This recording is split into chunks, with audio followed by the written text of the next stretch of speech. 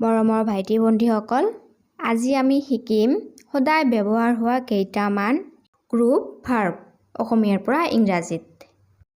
মুখামুখি হোৱা, ইংলিছত কাম এক্ৰছ। দম কৰা, ইংলিছত পাইল আপ। মৃত্যু হোৱা, ইংলিছত পাছ এৱে। খেলি মেলি কৰা, ইংলিছত মেছ আপ। জীয়াই থকা, ইংলিছত হল্ড আউট। তাৰপিছত আৰম্ভ কৰা, ইংলিছত গ' অন। পিছুৱাই যোৱা, ইংলিছত বেক এৱে। শেষ কৰা, ইংলিছত লেট আপ। ঠেকেচি থোৱা, ইংলিছত প্লাউম ডাউন। উপস্থাপন কৰা, ইংলিছত ব্ৰিং আপ।